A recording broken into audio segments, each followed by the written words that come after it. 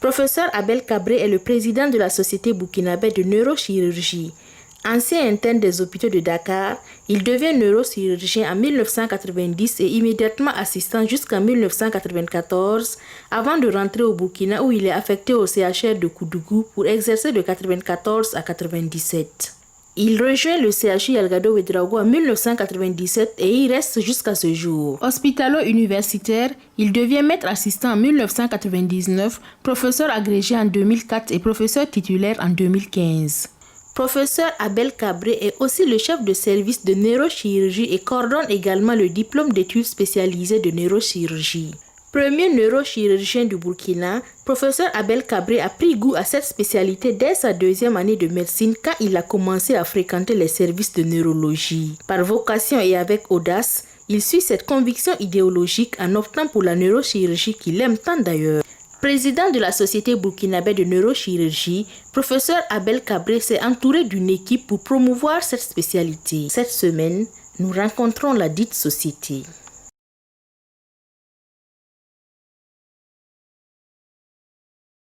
Il faut d'abord définir la neurochirurgie. La neurochirurgie est la science chirurgicale qui s'occupe du système nerveux central et des nerfs périphériques, c'est-à-dire du cerveau, de la moelle et des nerfs. Donc toutes les pathologies chirurgicales qui se développent à ce niveau sont prises en charge par les neurochirurgiens qui doivent les opérer. La Société burkinabé de neurochirurgie est née en 2013.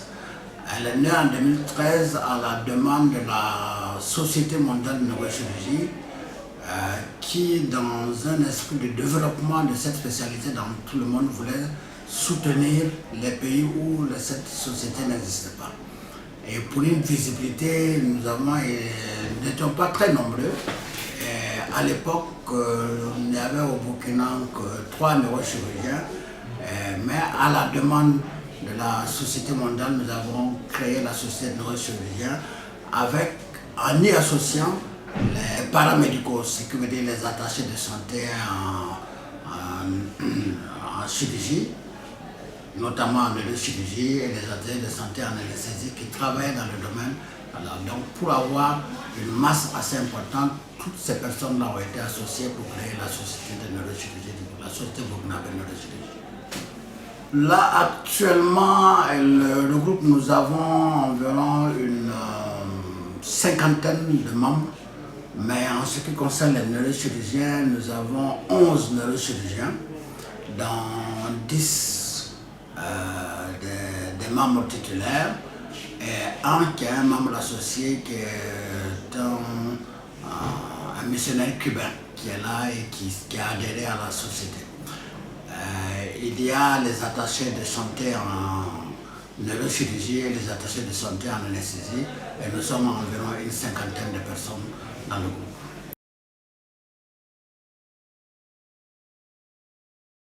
Ça me permet peut-être de revenir sur la neurochirurgie au Burkina. Nous avons essayé lors de notre dernier congrès de faire un historique.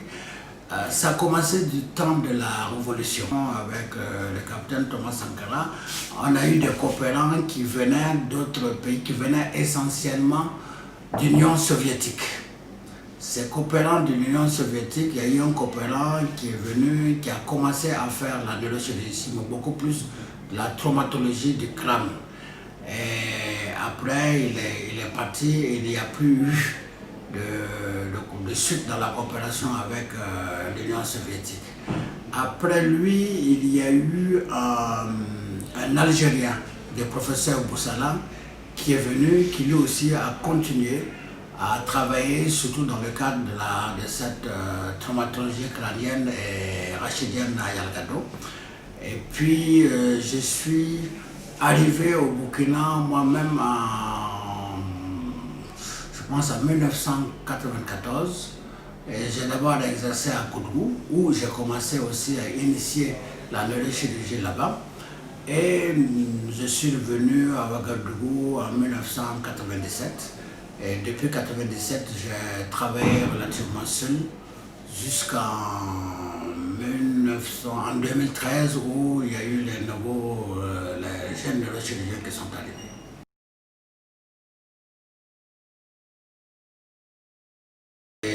puis elle a fait des activités, essentiellement des activités de formation, surtout de connaissances. Parce que nous avons organisé, depuis notre création en 2015, nous avons organisé 3 congrès qui sont des formes de formation continue pour les médecins et les neurochirurgiens de façon générale. Et à ces 3 congrès, tous les 3 congrès ont eu une valeur sous-régionale et internationale, où nous avons eu des participants venant de différents pays de la sous-région et d'Europe, notamment de France. Nous avons fait des activités aussi de formation, c'est-à-dire c'est des ateliers de travail. Mais c'est des ateliers de travail chirurgicaux, comme si on faisait la neurochirurgie sur le vivant, de l'entraînement sur le vivant. Chaque année, nous avons recruté des patients qui posaient des problèmes particuliers, des tumeurs de la base du crâne, d'intervention un peu difficile. Et nous avons fait venir des malades de la sous-région. Il y a des malades qui sont venus du Togo, il y a des malades qui sont venus du Mali, il y a des malades qui sont venus de Côte d'Ivoire, et tout ça que nous avons eu à opérer. Quand ces malades viennent, nous demandons à un spécialiste qui peut être de l'extérieur ou qui peut être un d'entre nous qui est là, et le médecin vient, qu'il soit du Burkina ou qu'il vienne de l'extérieur, le médecin vient avec son malade et entre au bloc opératoire avec son malade. Donc nous avons eu à faire ces actions de formation. En plus de cela, avec l'aide de l'unité de formation et de recherche en sciences de la santé, l'UFR, SDS, nous avons créé une société de spécialisation en neurochirurgie. Parce qu'il était difficile de pouvoir former des neurochirurgiens dans les autres pays. Chaque fois que vous cherchez une place, il n'y a pas assez de place pour prendre des gens. Et nous avons créé ce 2S en neurochirurgie au Burkina. Et depuis, nous avons actuellement, nous avons 17 à 18 personnes qui sont en formation, alors qu'il y a 5 qui viennent de sortir et qui ont été mis en disposition du ministère de la Santé. C'est essentiellement les formations continues. C'est aussi identifier un certain nombre de programmes pour venir en aide à la population. Nous avions remarqué qu'il y avait beaucoup de malformations du système nerveux central. Et à l'époque, nous avons fait des campagnes pour prendre en charge ces malformations du système nerveux central, surtout sur les enfants. Nous avons fait venir des équipes d'Europe de neurochirurgie pédiatrique avec lesquelles nous avons eu des campagnes où on n'opérait que les enfants pour venir en aide à ces familles qui avaient des enfants malformés.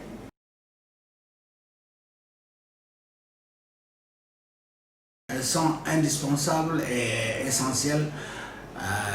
Souvent nous en discutons, et quand il y a des petits bobos dans notre société, nous en discutons.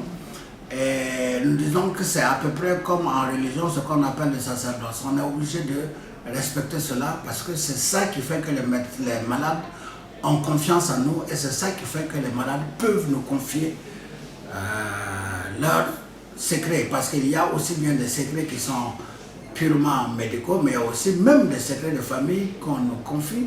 Et c'est en respectant cette déontologie que nous pourrons avoir cette confiance. Alors que si nous n'avons pas la confiance des patients, nous ne pouvons pas les aider. On n'a pas l'avantage d'être un vétérinaire. Un vétérinaire, quand il opère son malade, il dit si ça ne va pas, vous le tuer. Mais nous, on ne peut pas dire à notre malade si ça ne va pas, on va le tuer. Donc nous avons besoin de toute la collaboration et c'est pourquoi le code de déontologie est très très important pour nous à respecter.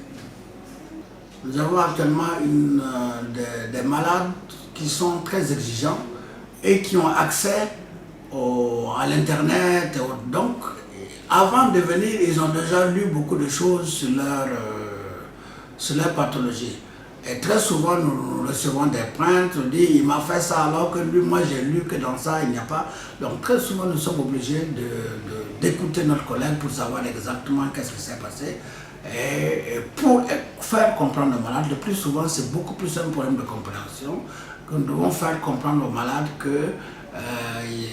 quelle est la procédure normale que notre collègue a dû suivre et qui n'est pas. Parce qu'il y a des malades qui viennent dire docteur, je veux une IRM. Alors qu'en médecine, par exemple, il est prévu que vous deviez passer par un certain nombre de stades avant d'arriver à l'IADM. Et du coup, quand le malade, quand le médecin a consulté 20, 30 malades auparavant, il est déjà sous ses nerfs, donc quand vous lui demandez ça brutalement, on est des humains, il peut y arriver qu'il y ait une parole qui blesse le malade et qui entraîne beaucoup de bruit après, et nous sommes obligés très souvent de venir gérer ce genre de problème.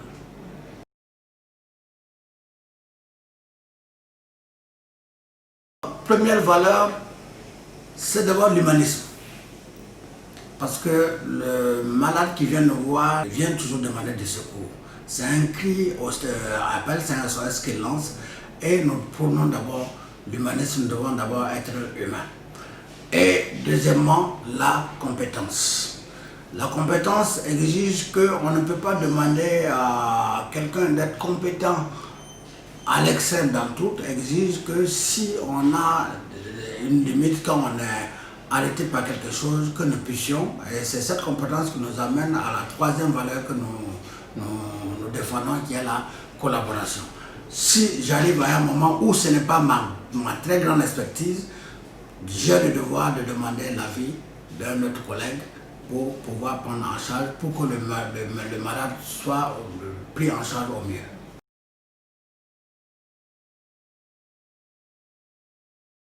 Au sein de la société, c'est d'abord de faire connaître la société. Je vous l'ai dit, la société elle est nouvelle, la spécialité elle est nouvelle pour le Burkina parce que les gens ne connaissent pas. Et surtout aussi au niveau de notre administration, parce que quand vous êtes une chirurgie spécialisée, quand vous met dans le gros lot de la chirurgie, du coup vous n'apparaissez pas. Et donc, aussi bien en matière, alors que la population est au courant et fait des demandes, nous, notre administration n'arrive pas à suivre ça et c'est ça qui nous pose le grand problème, surtout les problèmes d'équipement qui nous puissent nous permettre de prendre les malades en charge dans la grande sûreté. Les problèmes financiers, il n'y a pas de structure qui permette d'organiser des activités. Il n'y en a pas. Je donnerai comme exemple, quand nous organisons un congrès, le congrès a une valeur de formation continue pour les neurochirurgiens. Donc nous devons pouvoir inviter un spécialiste qui vienne parler de quelque chose de bien particulier. C'est ce que nous faisons à tous les congrès. Mais nous n'avons pas les moyens de prise en charge de ces gens-là pour leur permettre de venir. Et c'est beaucoup plus par des relations, on connaît un tel qui accepte de venir à ses propres frais pour le faire. Nous ne pouvons pas assurer le contenu dans ces conditions. Si nous devons penser à ceux de demain, c'est sûr qu'on ne pourra pas continuer, les gens ne pourront pas continuer pendant des années et des années à venir. Donc il faudra que nous puissions trouver des moyens pour financer les sociétés savantes et leur permettre de mener ces activités-là.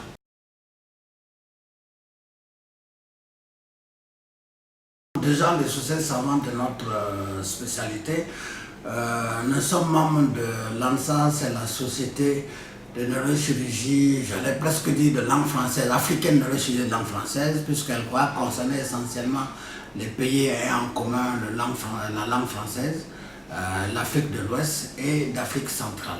Nous sommes membres, et même le premier congrès de cette société a eu lieu à Ouaga, en collaboration, conjointement avec le deuxième congrès de la SOBAC. Donc à ce niveau, nous sommes membres et nous activons. À travers l'ANSA, nous sommes membres de la Société africaine de neurochirurgie. Et là, nous occupons même le poste d'éditeur au niveau de la Société africaine de neurochirurgie.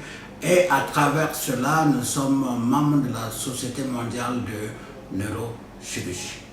Il va de soi que nous avons des collaborations. Je vous ai dit tout à l'heure que nous avions des journées de chirurgie où des collègues venaient d'autres pays. Ce sont ces sociétés-là qui nous adressaient leurs malades et que nous pouvons prendre ensemble. Pour nos congrès, il y a toujours une journée qui est consacrée aux autres spécialités.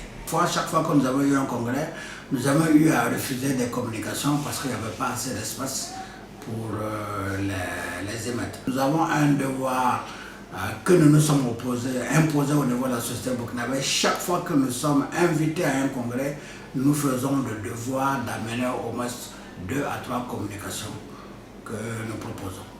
Donc ça va très bien à ce niveau.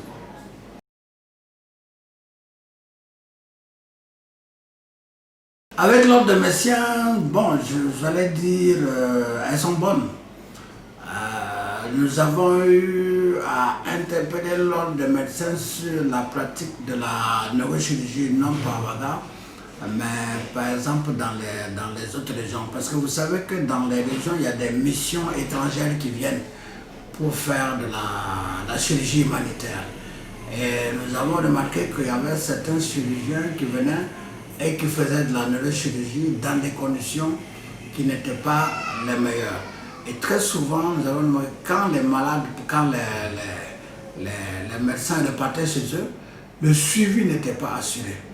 Et nous avons eu à interpeller l'ordre des médecins sur ce genre de choses. Et l'ordre des médecins a imposé que maintenant, chaque fois qu'il y a un médecin humanitaire ou un chirurgien humanitaire, il faudra qu'on ait ce document, qu'on prouve qu'il est vraiment médecin, quelle est sa spécialité et qu'on soit au courant pour pouvoir lui faire référence à tous les temps. Pour être neurochirurgien, il faut d'abord être médecin.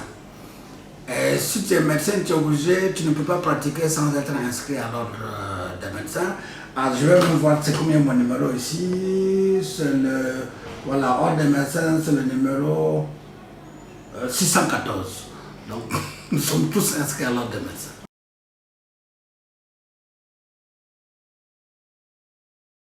Pour une bonne pratique médicale au Burkina, je pense qu'il y a un intérêt de réfléchir encore pour réadapter notre médecine à notre société. Parce que nous avons gardé des gestes ou bien une façon de réfléchir qui est celle ancienne. Or, nous avons une société qui a changé. Et je n'ai pas, la procédure de médecine n'a pas changé pour suivre cette société. Et je pense qu'il y a une réflexion à faire pour voir comment adapter notre médecine à notre société. Comment? C'est déjà... bon, je vous ai cité par exemple les cas que nous avons eu à juger au niveau de l'ordre des médecins, que lorsque nous avons parlé de déontologie médicale, le malade qui vient, qui a besoin d'une IRM, et que le médecin a prescrit une radio déclame, c'est essayer maintenant peut-être de revoir notre pratique et de dire, bon, avant nous avions dit aux gens, prescrivez la radio, il faut aller crescendo. Mais nous sommes dans notre réalité. Je donne un exemple, nous sommes arrivés au niveau de notre société à dire à tous nos collègues, lorsque vous devez prescrire un examen complémentaire, il ne faut pas commencer par le moins cher, mais il faut commencer par celui qui est le plus indiqué. Pourquoi? Parce que nous avons remarqué que nos parents, quand ils viennent du village en consultation, ils ont économisé avant de venir. Quand vous commencez à faire des examens qui ne sont pas très adéquats, qui sont utiles mais pas très adéquats, au deuxième examen, ils n'ont plus l'argent pour continuer. Donc, nous avons préconisé au niveau de notre société que chaque fois que quelqu'un vient, nous commençons par l'examen qui est le plus adéquat. S'il faut une IRM, je commence par demander l'IRM. Je ne vais pas dire, bon, je vais commencer d'abord par faire une radiographie du crâne avant de faire l'IRM, parce que c'est logique, c'est ce qu'on nous apprend à l'école. Mais quand nous arrivons sur le terrain, le parent qui a amené un peu d'argent, qui a pris l'argent pour acheter, pour faire son scanner, sa radio, c'est pas cher. Mais pendant ce temps, c'est sur le même argent qu'il a mangé, c'est sur le même argent qu'il a payé les autres examens complémentaires. Donc il n'y a plus d'argent. Donc au niveau par exemple de la société, nous avons décidé que quand un malade vient, d'où qu'il vienne, nous commençons par demander l'examen qui est le plus adéquat. Et c'est maintenant, si le malade nous dit je n'ai pas les moyens, que nous allons demander le deuxième qui est encore le plus adéquat, même s'il n'est pas le meilleur. Nous adaptons notre pratique à l'évolution de notre société. Et c'est ce que nous voulons demander. Par exemple, lorsque nous allons avoir un débat au niveau de l'ordre des médecins pour voir comment adapter notre médecine à notre société actuelle.